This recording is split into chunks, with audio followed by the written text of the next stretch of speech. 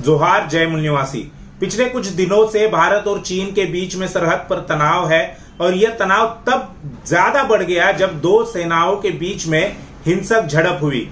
इस हिंसा में ये जो हिंसक झड़प हुई उसमें भारत के यानी हमारे 20 जवान शहीद हो गए, 76 से भी ज्यादा जवान घायल हो गए और कुल मिलाकर 100 से भी ज्यादा जवान, जिसमें कुछ आला अधिकारी भी शामिल है, वे प्रभावित हुए थे। और इस झड़प के बाद, इस हिंसा के बाद, जिसमें हमारे 20 जवान शहीद हो गए, उसके बाद भारत में चीन को लेकर एक उग्र प्रतिक्रियाएं सामने आ रही है। सोशल मीडिया पर चीनी उत्पादों की बहिष्कार की बात हो रही है, चीनी प्रोडक्ट्स को बैन करने की बात हो रही है। लेकिन ये कब मुमकिन हो पाएगा? जब भारत सरकार चीन से व्यापार बंद कर देगी, ट्रेड बंद कर देगी, तब ये संभव है। और पिछले 5-6 सालों में भारत सरकार ने यानी बीजेपी सरकार ने, मोदी सरकार ने चीन को कितना मुनाफा पहुंचाया है, उनसे कितना माल, कितने लाख करोड़ का माल आयात किया है, ये कुछ आंकड़े मैं आपके सामने रखना चाहता हूं। वित्तीय वर्ष 2015-16 में भारत ने चीन से 4.43 लाख करोड़ का सामान आयात किया था। यह आंकड़ा वर्ष 2019 में बढ़कर 6.18 लाख करोड़ रुपए पहुंच गया। वित्तीय वर्ष 2016-17 में ये 4.6 लाख करोड़ था।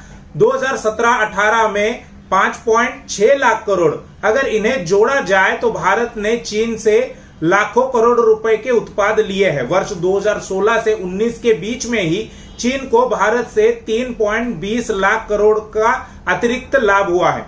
प्रधानमंत्री मोदी की चीन पर मेहरबानियां यही खत्म नहीं हुई। मोदी सरकार ने हर क्षेत्र में चीनी कंपनियों को काम करने के लिए अवसर दिए हैं। मोदी सरकार ने सरदार पटेल की मूर्ति यानी स्टैच्यू ऑफ यूनिटी का ठेका चीन की एक कंपनी को दिया था। इस मूर्ति को बनाने में 3000 करोड़ रुपए का खर्चा आया था। मोदी सरकार का यह फैसला उसकी अपनी मेक इन इंडिया नीति और स्वयं सरदार पटेल के सिद्धांतों के खिलाफ था। सरदार पटेल खुद चीन के विरोधी थे।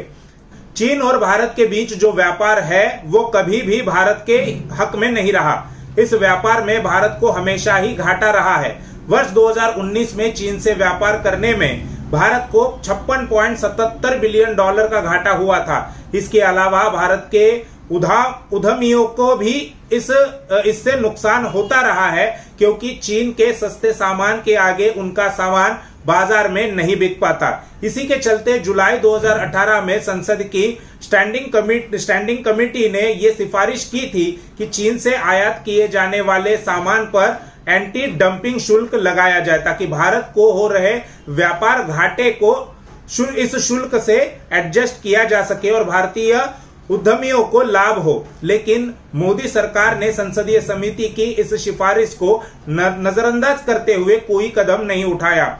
वर्ष 2015 में मोदी सरकार ने 2022 तक 1 लाख मेगावाट सोलर पावर उत्पादन क्षमता हासिल करने की महत्वाकांक्षी योजना प्रस्तावित की थी। लेकिन यह योजना भी भारत सरकार ने चीन के भरोसे ही कर दी थी। बता दें कि इस सोलर मिशन के लिए 84% उपकरण चीन से आयात किए गए हैं। तो भारत सरकार की हर पॉलिसी, हर काम में चीन की कंपनियां या चीन की सरकार, उनकी इन्वेस्टमेंट दिन ब दिन बढ़ती जा रही है। और दूसरी तरफ भारतीय लोग या खास तौर पर जो बीजेपी और संघ से जुड़े लोग हैं, वो सोशल मीडिया में हैशटैग चला रहे हैं कि बायकॉट चाइनीज प्रोडक्ट या बैन चाइना या बैन चाइनीज प्रोडक्ट। अब सबसे बड़ा सवाल ये है हमारे सामने कि क्या भारत अपना चीन से व्यापार बंद कर सकता है, या क्या भारतीय लोग चीन के उत्पाद पर बहिष्कार डाल सकते हैं? तो यह तभी मुमकिन है, जैसा मैंने शुरू में कहा, कि जब भारत सरकार खुद चीन से व्यापार बंद कर दे। और आंकड़ों को देखते हुए ये मुमकिन नहीं लगता, क्योंकि भारत का ज्यादातर व्यापार जो है वो चीन पर निर्भर है। भारत चीन से कई सारी चीजें आयात करता है, रॉ मटेरियल्स आयात करता है, और उसी के आधार पर जैसा एक यहाँ पर जिक्र किया गया है कि 1 लाख मेगावाट सोलर पावर का उत्पादन करने की महत्वाकांक्षी योजना है, लेकिन उसमें लगने वाला जो 84% रॉ मटेरियल है वो भी चीन से ही आयात किया गया है। तो भारतीय लोग जो है, जो ये कहते हैं कि बहिष्कार होना चाहिए चाइनीज प्रोडक्ट का, चीन को बैन करना चाहिए। भारतीय लोग चीन में नहीं जाते हैं अपना झोला लेकर और वहां से सामान नहीं लाते हैं भारत में। ये भारत सरकार ही है जो चीन से सामान लेती है और भारत में वितरित होता है। इसमें भारत सरकार का नुकसान है, लेकिन फिर भी अपनी दोस्ती निभाने के लिए वे अपने आर्थिक घाटा भी सह रही है और इसका बोझा कहीं ना कहीं आम जनता पर भी पड़ता है। तो ये कहना कि चीन का बहिष्कार करना चाहिए, चीन के प्रोडक्ट का बहिष्कार करना चाहिए, ये तब तक नहीं हो सकता जब तक भारत सरकार खुद चीन से व्यापार बंद नहीं करेगी। भारत सरकार ही चीनी सामानों को भारत में लाती है और उसे वितरित करती है।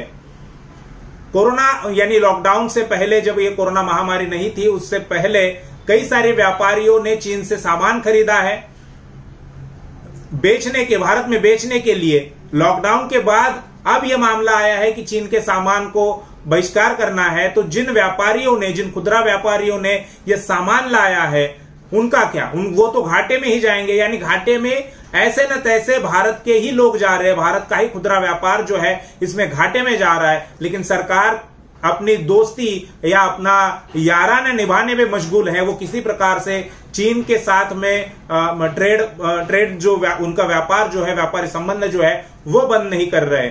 और यही वजह है कि प्रधानमंत्री नरेंद्र मोदी जी ने जब सर्वदलीय बैठक बुलाई, उस बैठक में भी उन्होंने कहा कि चीन ने हमारी जमीन पर कोई कब्जा नहीं किया है, 1 इंच जमीन भी चीन ने हासिल नहीं की है।